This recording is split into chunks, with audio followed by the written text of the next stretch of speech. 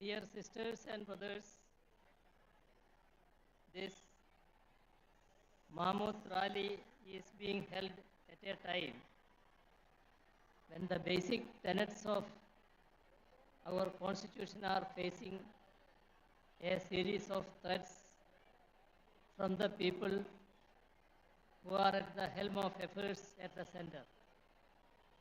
At the outset, I congratulate the Chief Minister of Telangana for taking the initiative to have this sort of a people's movement and to involve the like-minded CMs and leaders of various states in this great endeavor meant for the future of the people of this country.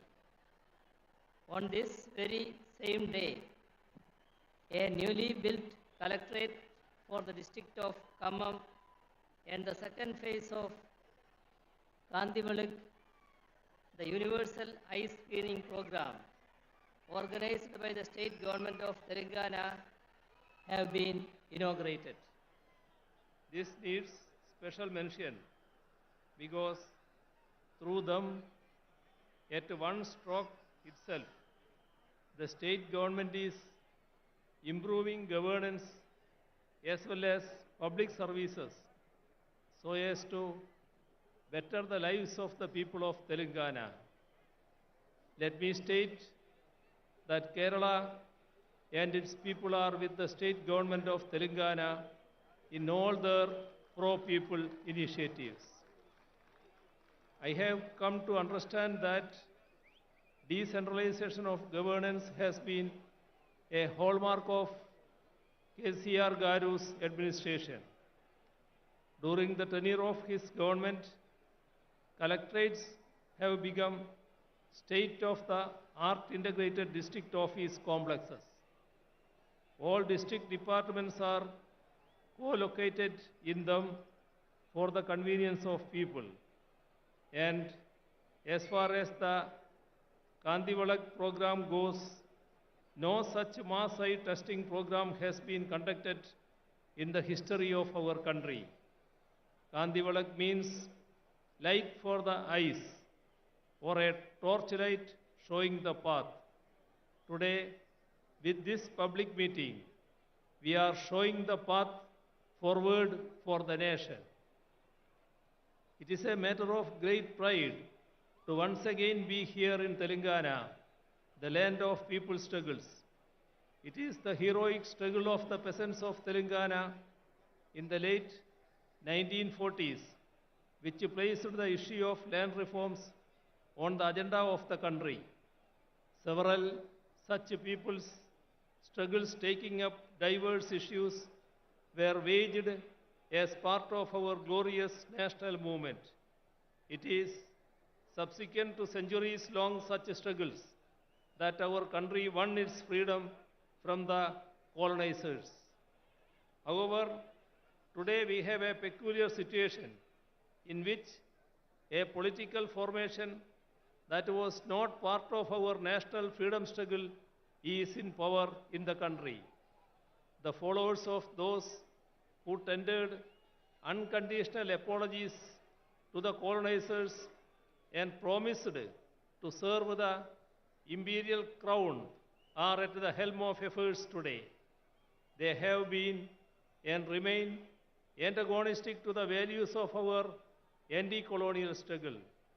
Ideas such as secularism, democracy, federal structure, social justice, and equality were championed through it, and subsequently they were included in India's constitution so as to uphold the values championed by our freedom struggle. Since those in power now were not part of our collective struggles then, they do not know the values on which India has been built as a sovereign democratic republic.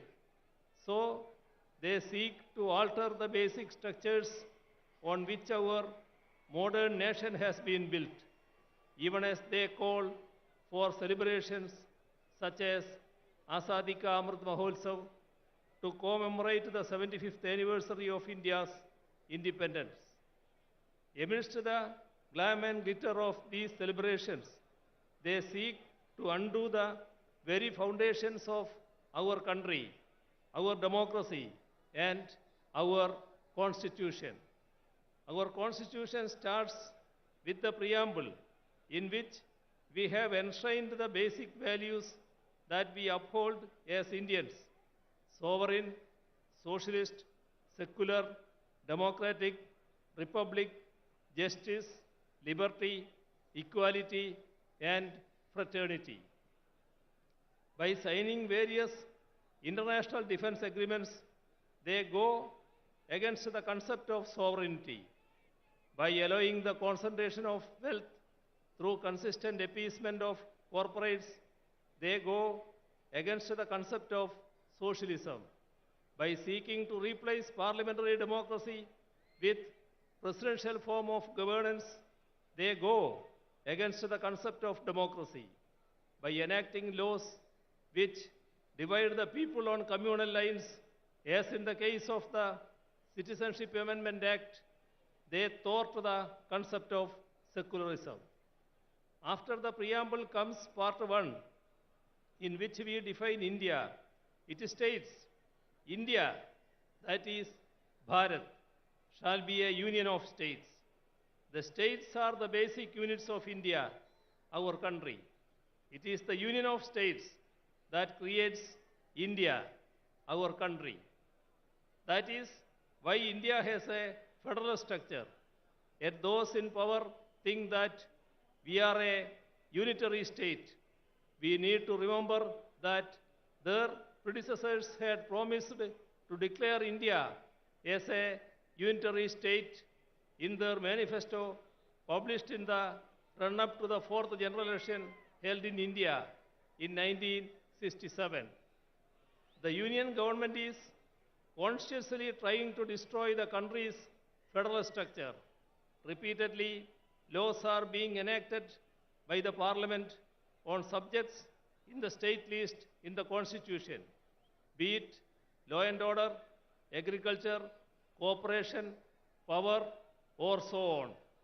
Bills that infringe upon the rights of the states are being enacted into laws, even without seeking the opinion of state governments. Even while entering into international agreements that affect the states, the union government does not inform state governments, let alone seek their consent.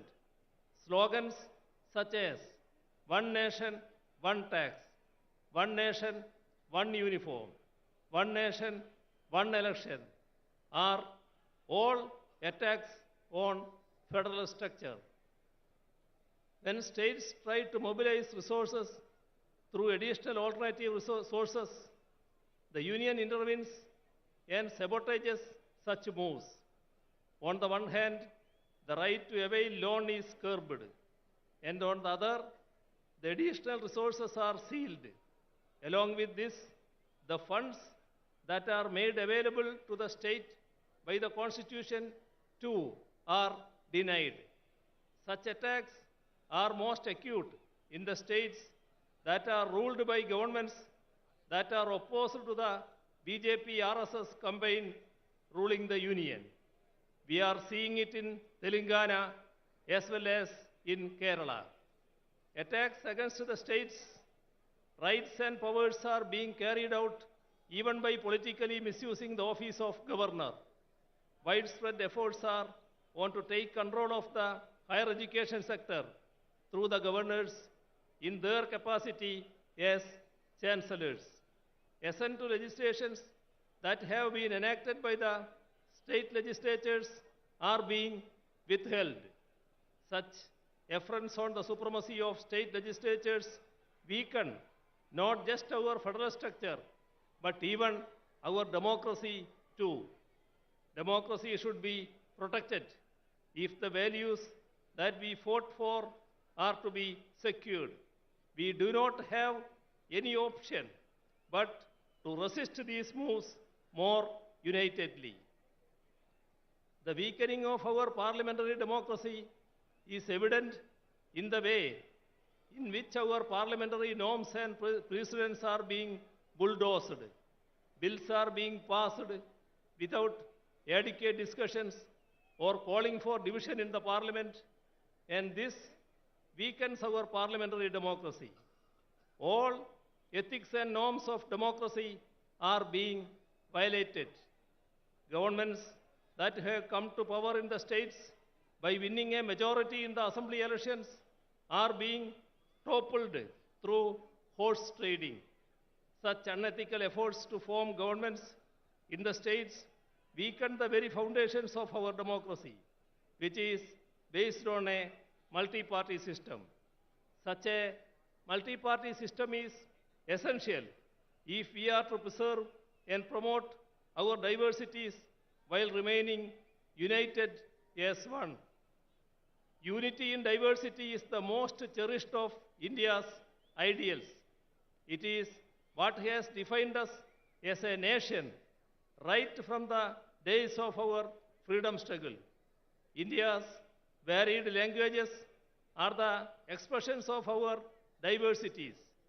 Our mother tongues are part of our cultural identities.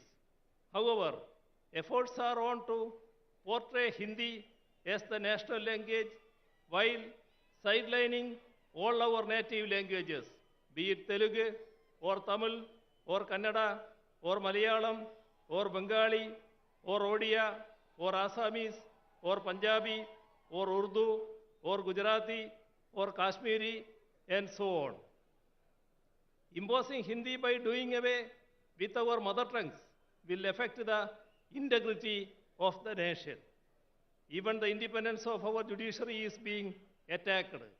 The statement of the 2.2% to 0.8% infrastructure sector has declined from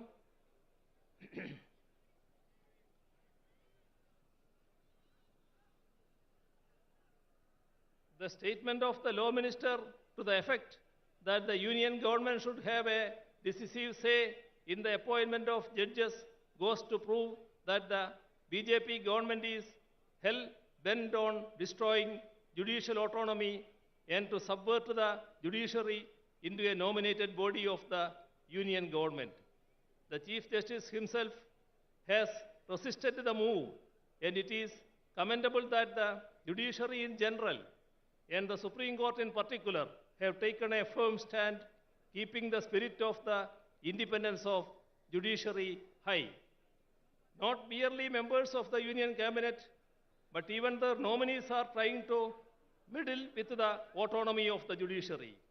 Last week, the Vice President attacked the Supreme Court for striking down the NJSC Act of 2015.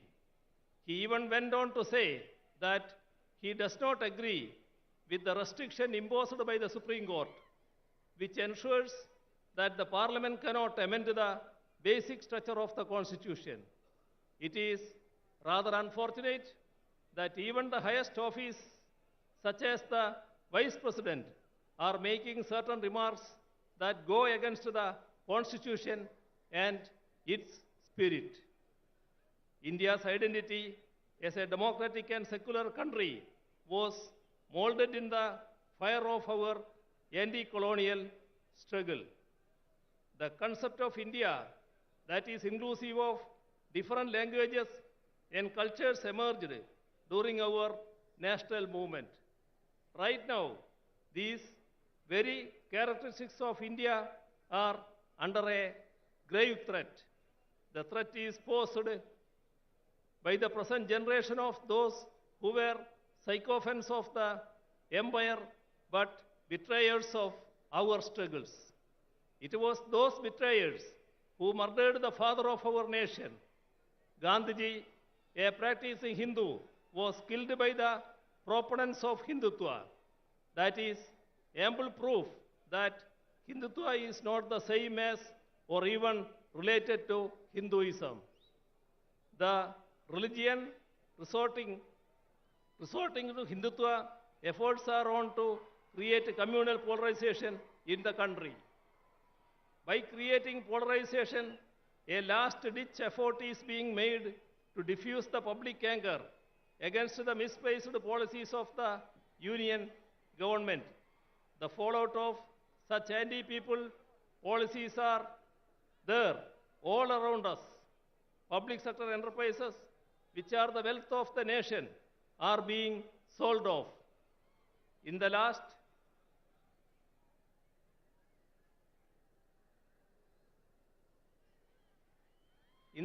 budget alone, rupees 65,000 crores was sought to be raised through their sale.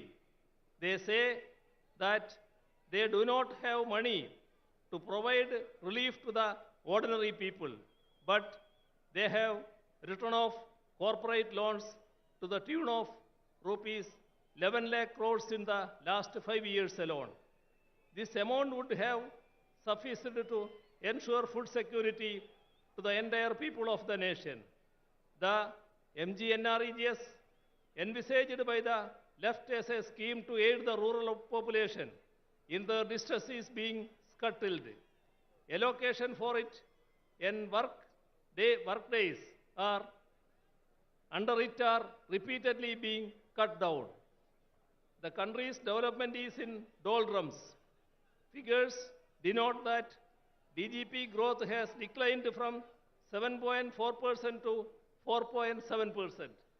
Industrial growth has plummeted from 2.2% to 0.8%. Infrastructure sector has declined from 19.4% to 9.8%. With regard to foreign exchange reserves too, the country is headed for trouble. Our forex reserves have shrunk from 642.2 billion in 2021 to 528.37 billion US dollar last October. The constant rise of petroleum prices has pushed the people's lives into misery. All this has made life extremely difficult for the common man. There is a sharp increase in hunger and poverty. In the global hunger index, we are 107th among 121 nations around the world. 80% of the people pushed into poverty because of COVID are in India. Imposition of GST on essential articles has spiked price rise. Last year, India's wholesale inflation has touched a 3-decade high. Price rise is as high as 39%. Even amidst such dire circumstances, welfare measures for the poor are being denied. Atrocities are being committed against minorities, women, SCs, and STs. The idea of equality is given a go-by. Laws such as CAA, which seeks to alter our secular polity into a religious state, are being introduced. The main issues of the ordinary and the poor are related to their livelihoods. To create better living conditions, we need to forge the unity of the ordinary and the poor. People's unity has to emerge against the communal agenda that seeks to divide us. It is our duty to resist the backward march of our nation. As far as Kerala goes, we are resisting both communalism and neoliberalism, which are pushing our people into miseries. We are ensuring development and welfare in a communal tension-free atmosphere so that our people can enjoy the fruits of progress and lead peaceful lives. I hope that today in Khammam, the land of people's resistances, we will have the beginning of a new resistance, a resistance to secure the ideals that we fought for in our freedom struggle, a resistance to protect our secularism, our democracy, our constitution, and thereby our nation. I conclude by once again extending greetings to all of you gathered here. Thank you.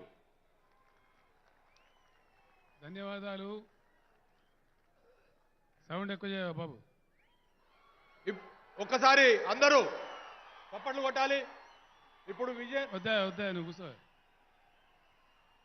Vijayan గారు కేరళలో ఒక అతి ముఖ్యమైనటువంటి ఫంక్షన్ను వారు attend చేయాల్సింది. ఇప్పుడు త్రివేంద్రం వరకు వెళ్ళి వారికి ప్రత్యేకంగా ఏర్పాటు కూడా చేయడం జరిగింది. కొద్దిగా ఓపిక అవసరం మనకు. హిందీ ఇంగ్లీష్ ఉపన్యాసాలు కూడా వినడం మనం నేర్చుకోవాలా. ఇప్పుడు విజయన్ గారిని మనం సాదరపూర్వకంగా సత్కరించి పంపడం మన బాధ్యత కాబట్టి వారిని ఇప్పుడు సాగనంపాలి. కాబట్టి మనందరి పక్షాన నేను మీ అందరి చప్పట్ల మధ్య వారికి సన్మానించి సత్కరించి మన జ్ఞాపకనిచ్చి పంపిద్దాం.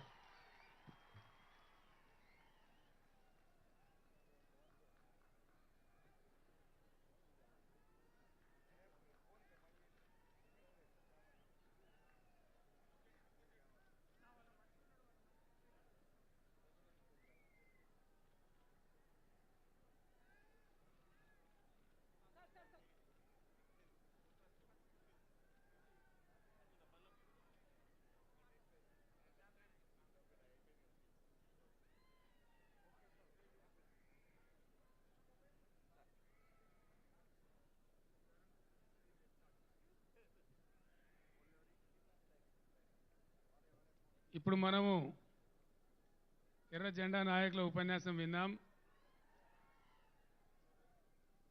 ఎర్ర టోపీ పెట్టుకునేటువంటి పార్టీ భారతదేశంలోనే చాలా పెద్ద రాష్ట్రానికి ప్రాతినిధ్యం వహించి ముఖ్యమంత్రిగా పనిచేసి ఇప్పుడు ప్రతిపక్ష నాయకునిగా పనిచేస్తున్నటువంటి ఉత్తరప్రదేశ్ మాజీ ముఖ్యమంత్రి సమాజ్వాదీ పార్టీ అధ్యక్షులు మన తెలంగాణకు అత్యంత ఆప్త మిత్రులు ఆత్మీయ మిత్రులు గౌరవనీయులు శ్రీ అఖిలేష్ యాదవ్ గారు తమ సందేశాన్ని ఇస్తారు.